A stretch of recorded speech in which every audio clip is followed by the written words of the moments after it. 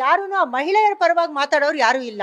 ಆದರೆ ಅದನ್ನ ಸಿಡಿ ಮಾಡಿ ಪೆನ್ ಡ್ರೈವ್ ಮಾಡಿ ಬೀದಿ ಬೀದಿಗೆ ಹಂಚೋ ಅಂತ ಅನಿವಾರ್ಯ ಯಾರಿಗೂ ಇರಲಿಲ್ಲ. ಇದು CBI ಅವರು ಕೊಟ್ಟರೆ ತುಂಬಾನೇ ಒಳ್ಳೇದು. ಏಕೆಂದ್ರೆ ಇದು ನಮ್ಮ ಬರೀ ಕರ್ನಾಟಕ, ಹಾಸನ, ಕರ್ನಾಟಕ, ಬೆಂಗಳೂರು ಸಂಬಂಧಪಟ್ಟಿದ್ದ ವಿಷಯ ಅಲ್ಲ. ಒಂದ್ 2 ದಿನ ಆದ್ಮೇಲೆ ಇಶ್ಯೂ ಹಾಗೆ ತಣ್ಣಗಾಗ್ಬಿಡತ್ತೆ. ಈಗ ನಾವೆಲ್ಲ ನೋಡ್ತಾ ಇರೋ ಹಾಗೆ ಪ್ರಜ್ವಲ್ ರೇವಣ್ಣ ಅವ್ರದ್ದು ಸಿಡಿ ಪ್ರಕರಣಗಳ, ಪೆನ್ ಡ್ರೈವ್ ಪ್ರಕರಣಗಳು ಅಂತ ದಿನ ಬೆಳಗಾದ್ರೆ ನಾವು ಮೀಡಿಯಾನಲ್ಲಿ ನೋಡ್ತಾ ಇದ್ದೀವಿ. ನಾವಿಲ್ಲಿ ಬರೀ ಪ್ರಜ್ವಲ್ ರೇವಣ್ಣ ಅವ್ರ ಸಿಡಿ ಪ್ರಕರಣ, ಪೆನ್ ಡ್ರೈವ್ ಪ್ರಕರಣ ಅಂತ ನೋಡ್ತೀವಿ.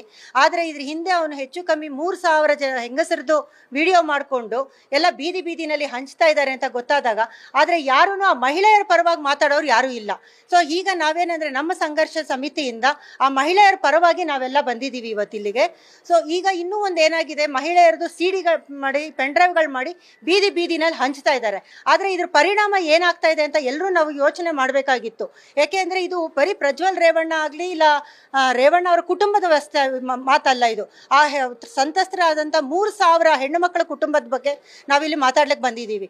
ಈಗ ಅವರು ಸಿಡಿಗಳು ಮಾಡಿ, ಪೆನ್ ಡ್ರೈವ್ಗಳು ಮಾಡಿ ಬೀದಿಲಿ ಹಂಚಿದಾಗ ಆ 3,000 ಕುಟುಂಬಗಳಲ್ಲಿ ಅವರು ಕೆಲವರಿಗೆ ತಾಯಿಯಾಗಿದ್ದಾರೆ, ಕೆಲವರಿಗೆ ತಂಗಿ, ಮಗಳು, ಸೊಸೆ, ಅತ್ತೆ, ಈ ತರ ಎಷ್ಟೋ ಅವ್ರ ಸಂಬಂಧಗಳು ಇರುವಾಗ ಅವ್ರ ಸಂಬಂಧಗಳಲ್ಲಿ ಹಾಳಾಗುವಂತ ಪರಿಸ್ಥಿತಿ ಬಂದಿದೆ.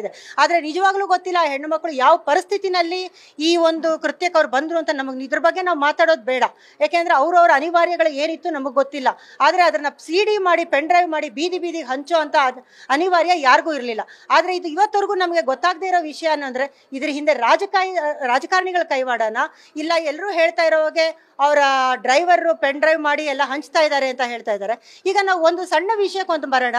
ಈಗ ಪೆನ್ ಡ್ರೈವ್ ಮಾಡಿ ಹಂಚ್ತಾ ಇದ್ದಾರೆ ಅಂತ ಅಂದಾಗ ಒಂದು ಹೆಚ್ಚು ಕಮ್ಮಿ ಬೀದಿ ಬೀದಿನಲ್ಲಿ ಇರೋವಾಗ ಅದಕ್ಕೆ ಅಂತ ಬೇಕಾಗಂತ ಅಷ್ಟು ದುಡ್ಡಿನ ವ್ಯವಸ್ಥೆ ಯಾರು ಮಾಡಿದ್ರು? ಯಾಕೆಂದ್ರೆ ಒಬ್ಬ ಡ್ರೈವರ್ಗೆ ಖಂಡಿತ ಇದು ಸಾಧ್ಯ ಇಲ್ಲ ಅಷ್ಟು ಪೆನ್ ಡ್ರೈವ್ ಮಾಡಿ ಬೀದಿ ಬೀದಿನಲ್ಲಿ ಹಂಚೋ ಅಷ್ಟು. ಸೊ ಇದ್ರ ಹಿಂದೆ ಯಾರಿದ್ದಾರೆ? ಮತ್ತೆ ಇನ್ನೂ ಒಂದೇನು ಅಂತಂದ್ರೆ, ಇವಾಗ ಎಲ್ಲ ಪೆನ್ ಡ್ರೈವ್ ಹಾಕ್ಬಿಟ್ಟು ಹೋಗ್ತಾ ಇದ್ದಾರೆ ಅಂತ ಇದ್ದಾರೆ. ಈಗ CC ಕ್ಯಾಮ್ರಾಗಳು ಪ್ರತಿ ಒಂದೊಂದು ಸಣ್ಣ ಸಣ್ಣ ಅಂಗಡಿಗಳ ಮುಂದೆನೂ ಇರೋವಾಗ ಅಲ್ಲಿ ಹೆಂಗಿದ್ರು ಹಾಸನ್ ಸರ್ಕಲ್ ಅಲ್ಲಿ ಖಂಡಿತ CC ಕ್ಯಾಮ್ರಾಗಳ ವ್ಯವಸ್ಥೆ ಇರುತ್ತೆ.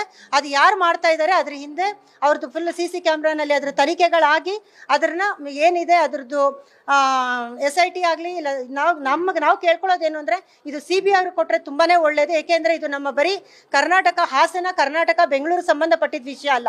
ಇದು ಇಡೀ ಎಂಟೈರ್ ದೇಶ ಅಲ್ಲ, ಇವನ್ ವಿದೇಶದಲ್ಲೂ ಇದ್ರ ಚರ್ಚೆ ನಡೀತಾ ಇರೋದ್ರಿಂದ ಇದು ಸರಿಯಾದ ತನಿಖೆಗಳಾಗಬೇಕು. ಯಾರೇ ಆಗಲಿ, ತಪ್ಪಿತಸ್ಥರು ಯಾರೇ ಆಗಿರಲಿ, ಅವ್ರನ್ನ ಎಂಥದ್ದೇ ಪ್ರಭಾವಿಗಳಾಗಿದ್ರು ಅವ್ರನ್ನ ತನಿಖೆಗೆ ಒಳಪಡಿಸಿ ಖಂಡಿತವಾಗಿ ಶಿಕ್ಷೆ ಆಗಬೇಕು ಅಂತ ಹೇಳಿ ನಮ್ಮ ಸಂಘರ್ಷ ಸಮಿತಿಯಿಂದ ನಾವು ಎಲ್ಲಾರು ನಿಮ್ಮ ಮೀಡಿಯಾ ಕಡೆಯಿಂದ ನಾವು ಕೇಳ್ಕೊಳ್ತಾ ಇದ್ದೀವಿ. ಅಲ್ಲ, ಈಗ ಬೇಡಿಕೆ ಏನು ಅಂತಂದ್ರೆ ಈಗ ನೋಡಿ ಇವಾಗ ಏನಾಗ್ತಾ ಇದೆ, ಇವತ್ತು ಎಲ್ಲ ಇಶ್ಯೂ ಬಂದಿದ ತಕ್ಷಣ ಎಲ್ಲರೂ ನಾವು ಮುಂದೆ ಬರ್ತೀವಿ. ಒಂದ್ 2 ದಿನ ಆದ್ಮೇಲೆ ಇಶ್ಯೂ ಹಾಗೆ ತಣ್ಣಗಾಗ್ಬಿಡತ್ತೆ. ದಯವಿಟ್ಟು ಇದು ತಣ್ಣಗಾಗೋ ಪರಿಸ್ಥಿತಿ ಅಂತ ಅಲ್ಲ. ಯಾಕೆಂದ್ರೆ ಇವತ್ತು ಇಷ್ಟು ಮಾಡಿದವರು ನಾಳೆ ಇನ್ನೂ ಬೇರೆ ಒಂದು ರೀತಿಗೂ ಹೋಗೋ ಚಾನ್ಸಸ್ ಜಾಸ್ತಿ ಇರುತ್ತೆ. ಆಮೇಲೆ ಇದಕ್ಕಿಂತ ಹೆಚ್ಚಾಗಿ ಇನ್ನೂ ಒಂದು ಏನಾಗಿದೆ ಅಂದ್ರೆ, ನಾವು ದಿನ ಬೆಳಗಾದ್ರೆ ನ್ಯೂಸಲ್ಲಿ ನೋಡ್ತಾ ಇರೋದು, ಎಷ್ಟೋ ಜನ ಯಾರ್ಯಾರಿಗೆ ಅದು ಪೆನ್ ಡ್ರೈವ್ ಸಿಡಿಗಳು ಸಿಕ್ಕಿದೆ ಅವ್ರು ಆ ಹೆಣ್ಣು ಮಕ್ಕಳನ್ನ ಗುರುತಿಸಿ ಅವ್ರಗಳಿಗೆ ಫೋನ್ ಮಾಡಿ, ನೀವು ಈ ತರ ನಾವು ಕೇಳಿದಷ್ಟು ದುಡ್ಡು ಕೊಟ್ಟಿಲ್ಲ ಅಂತಂದ್ರೆ ನಾವು ಇದನ್ನ ಪಬ್ಲಿಕ್ ಅಲ್ಲಿ ಹಾಕ್ತಿವಿ, ಅಲ್ಲಿ ಹಾಕ್ತಿವಿ ಅಂತ ಹೇಳಿ ತುಂಬಾ ಬ್ಲಾಕ್ ಮೇಲ್ಗಳಿಗೆ ನಡೀತಾ ಇದೆ. ಸೊ ಇದ್ರ ಹಿಂದೆನೂ ಯಾರಿದ್ದಾರೆ ಅನ್ನೋದು ಖಂಡಿತವಾಗೂ ತನಿಖೆ ಆಗ್ಲೇಬೇಕಾಗತ್ತೆ. ಈಗ ಯಾಕೆಂದ್ರೆ ನಾವು ಅಧ್ಯಕ್ಷರು ತುಂಬಾ ಒಳ್ಳೆ ಕೆಲಸ ಮಾಡ್ತಾ ಇದ್ದಾರೆ. ಯಾಕೆಂದ್ರೆ ಯಾವತ್ತಿಂದ ಈ ಇಶ್ಯೂ ಬಂತು ಅವತ್ತಿಂದನೂ ಪಾಪ ಬೆಳಗ್ಗೆ ರಾತ್ರಿ ಅಂತ ನೋಡ್ದಿರ ತುಂಬಾ ಅವರು ತುಂಬಾ ಹೆಲ್ಪ್ ಮಾಡ್ತಾ ಇದ್ದಾರೆ. ಬಟ್ ಆದ್ರೆ ಏನಂದ್ರೆ ನಾವು ಕೆಲವೊಂದು ಕೇಳ್ತಾ ಇರೋದು, ಈಗ ಕೆಲವೊಂದು ಪೊಲೀಸ್ ಅವ್ರು ಹೇಳ್ತಾ ಅಂದ್ರೆ ಅವರು ತುಂಬಾ ಕೋಆಪರೇಟ್ ಮಾಡ್ತೀನಿ ಅಂತ ಹೇಳಿದ್ದಾರೆ. ಸೊ ಖಂಡಿತ ಕೋಆಪರೇಟ್ ಮಾಡ್ತಾರೆ ಅನ್ನೋ ನಂಬಿಕೆ ನಮಗಿದೆ. ಈಗ ಇನ್ನೂ ಒಂದು ನಾವು ರಿಕ್ವೆಸ್ಟ್ ಮಾಡ್ಕೊಳ್ಳೋದೇನು ಅಂದ್ರೆ, ಈ ಪೊಲೀಸ್ ಅವ್ರ ತನಿಖೆಗಳು ಆಗ್ತಾ ಇದೆ, ತನಿಖೆಗಳು ಆಗೋದ್ರನ್ನ ಗೌಪ್ಯವಾಗಿ ಇಡಬೇಕು ಅಂತ ನಾವು ನಿಮ್ಮ ಮೀಡಿಯಾ ಪರವಾಗಿ ನಾವು ಪೊಲೀಸ್ ಅವ್ರಗಳನ್ನು ನಾವು ಕೇಳ್ಕೊಳ್ತೀವಿ. ಯಾಕೆಂದ್ರೆ ಅದು ಅವ್ರ ಸಂಸಾರಗಳ ಹಾಳಾಗೋದು ಬೇಡ ಅಂತ.